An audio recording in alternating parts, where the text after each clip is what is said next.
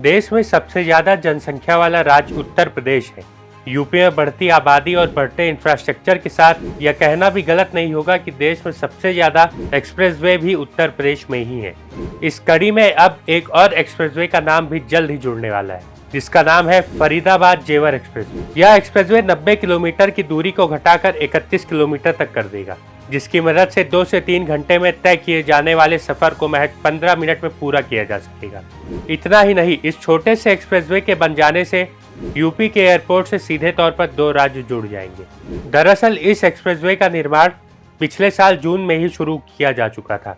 राष्ट्रीय राजमार्ग प्राधिकरण का कहना है कि इस एक्सप्रेसवे को जून 2025 यानी अगले साल में तैयार कर लिया जाएगा। यह यूपी के जेवर में बन रहे एयरपोर्ट से सीधे फरीदाबाद के सेक्टर 65 से जुड़ेगा, जिसका फायदा सीधे तौर पर हरियाणा के गुरुग्राम व अन्य जिलों में एयरपोर्ट जाने वाले यात्रियों के साथ साथ उस रूट पर यात्रा करने वाले अन्य लोगों को भी होगा।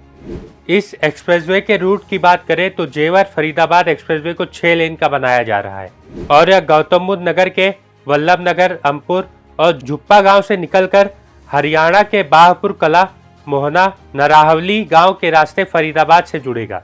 यह expressway Delhi Mumbai expressway, Yamuna expressway, कुंडली गाजियाबाद पलवल यानी ईस्टर्न पेरिफेरल एक्सप्रेसवे और कुंडली मनेसर पलवल यानी वेस्टर्न पेरिफेरल एक्सप्रेसवे से भी जुड़ेगा। एनएचएआई की माने तो 31 किलोमीटर के इस एक्सप्रेसवे के निर्माण में करीब 2414 करोड़ रुपए खर्च होंगे।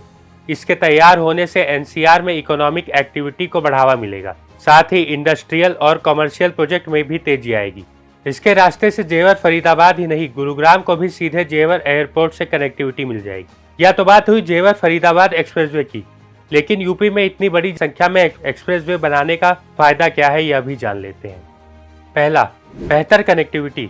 इससे शहरों और गांवों के बीच आवागमन आसान और तेज होगा। लोगों और सामान और सेवाओं की आवाजाही में सुधार होगा। व्यापार और पर्यटन को भी बढ़ावा मिलेगा। इसके बाद आता है समय और ईंधन की बचत। यात्रा का समय कम होगा, जिससे लोगों का समय और पैसा बच सकेगा। ईंधन की खपत कम होगी, जिससे प्रदूषण कम होगा और पैसे भी बचेंगे। आर्थिक विकास, नए रोजगार के अवसर पैदा होंगे। व्यापार और उद्योगों को बढ़ावा मिलेगा। राज्य के सकल घरेलू उत्पाद यानी जीडीपी में भी इससे वृद्धि होगी। बेहतर बुनियादी ढांचा, सड़कों की बेहतर स्थिति होगी, जिससे सड़क सुरक्षा में भी काफी सुधार होगा। आपातकालीन सेवाओं तक पहुंचने में भी आसानी होगी। कृषि क्षेत्र को लाभ, किसान अपनी उपज को आसानी से बाजार तक ले जा सकेंगे। कृषि उत्पादों को बेहतर दाम मिलेंगे, जिससे किसानों की आय में वृद्धि होगी। पर्यटन को बढ़ावा, पर्यटन स्थलों तक पहुंच आसान होगी। पर्यटक अधिक संख्या में जा सकेंगे, इससे राज्य की आय में भी वृद्धि होगी। समग्र विकास, शिक्षा, स्वास्थ्य और अन्य सामाजिक सेवाओं तक पहुंच में सुधार होगा, जिससे जीवन स्तर काफी हद तक सुधर सकेगा। इससे यूपी एक अत्यधिक विकसित और समृद्ध राज्य बन सकेगा। आज के लिए बस इतना ही। अब बारी है आज के सवाल की। आपको कमेंट बॉक्स में हमें बताना है कि यूपी का सबसे लंबा एक्सप्रेसवे कौन सा है। हम फिर मिलेंगे एक और नई जानकारी के साथ। तब तक के लिए मुझे दीजिए इजाजत। नमस्कार।